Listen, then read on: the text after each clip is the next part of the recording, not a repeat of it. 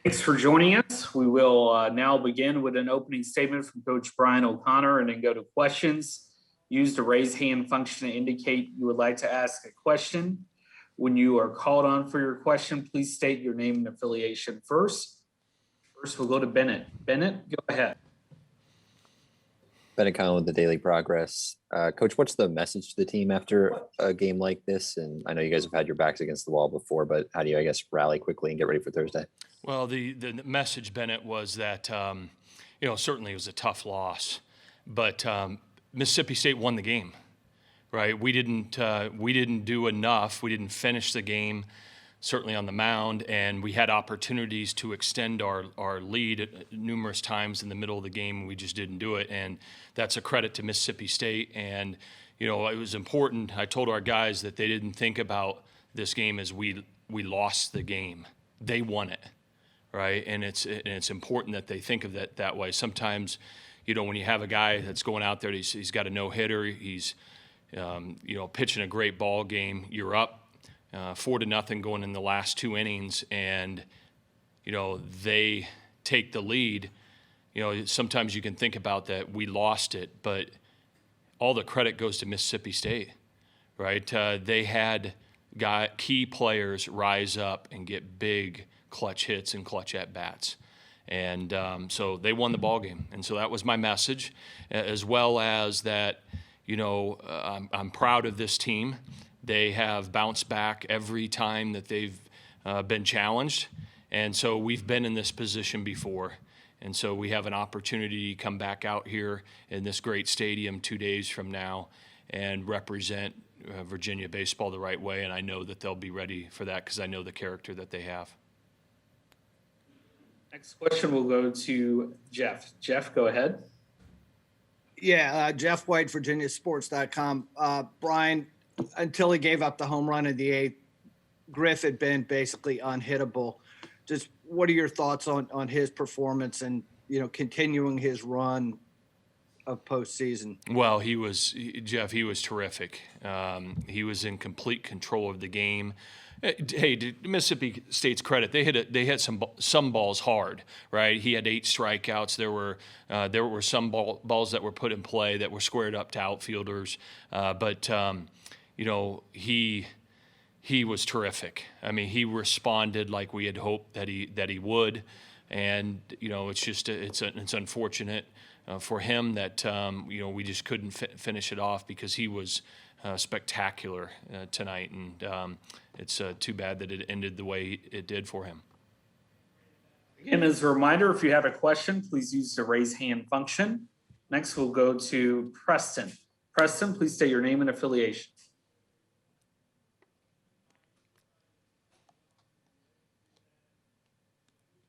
Try that again, Preston. All right, thank you.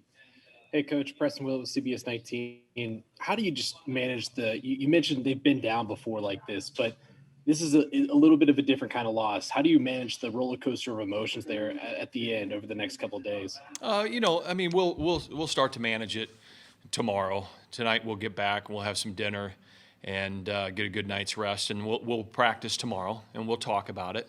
What this team has showed, week after week with their ability to step up and keep fighting is impressive. So I've got complete confidence that they will be ready to play and believe that we'll do the job. We might not win the game, but I know that they'll be ready to play, and I know that they'll compete every pitch and give it the best they can. And if we do that, we have a shot, and then we'll see what happens from there. And if you have a question, please use the raise hand function. Next, we'll go to Jeff. Jeff, go ahead. Yeah, Brian. When Allen gets up in the 8th, at that point he was 0 for 3. It struck out twice. But with a player that talented, are you kind of holding your breath the whole time? Yeah, well, I'm telling Steven when he comes in the ball game, he's got to make pitches down in the zone. You're looking for a ground ball. Obviously, he's a tremendous player, right? The kind of player that you could sit there and say you don't want him to beat you. right? But you also don't want to walk him because he's his run takes the lead. So you want to make him earn it. And to his credit, he did. He put a great swing on the ball. We didn't execute, and he made us pay for it. And that's what great players do. And that said, we're the home team. We still have two shots at it. Ultimately it's the sixth run that ended up being the one that was the dagger that we just couldn't come back from.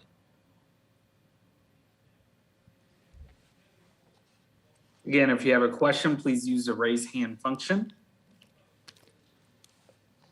We'll go to Bennett. Bennett, please say your name and affiliation. Account of the Daily Progress. You went to Messenger first out of the bullpen. I know you've got a ton of options. I guess what was the logic with him first?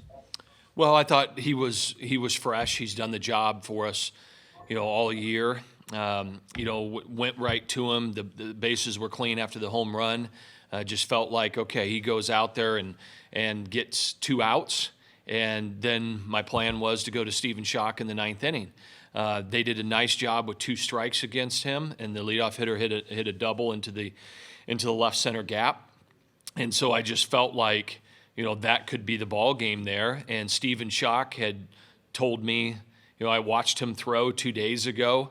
I thought he looked sharp. He told me 2 days ago against Tennessee that he was ready to go, and he told me that again tonight. And the guy's been our guy, all year long, and he just couldn't hold him. He just couldn't get the job done. So I got a ton of confidence in both of those guys, a ton of confidence in Mess, and I knew at some point tonight he'd be in the ball game.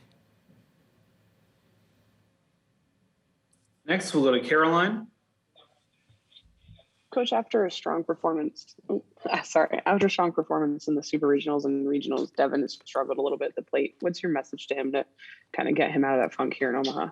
Well, I think he's pressing a little bit. He's done so many great things for us. He's one of the guys that is the reason that we're here. And, he's just, he's a great player. He's done some terrific things. He's probably pressing a little bit, and he wants to do more, right? And sometimes that has the reverse effect. So, listen, he'll keep battling, and I know the character of him, and I know it'll come back his way. Next, we'll go to Hank. Hank, go ahead. Say your name and affiliation. Hey, Hank Chris with the Associated Press. Brian, in a lot of great pitching performances, when a guy's pitch count gets up, once an inning starts with a walk or something like that, you often see him come out of the game. Mm-hmm. Does a no-hitter cause you to rethink that at all? Or, obviously you could have got a ground ball double play or something like that. Yeah. No, it didn't. I didn't think about taking him out of the game at that time after the walk. I thought it was a really good pitch that he made, and it was really close. But I didn't think about taking him out, until the home run, and I just felt like, it was he did his job, and it was a clean time to bring Zach Messenger in, and so. Hank, I didn't consider taking him out after the walk.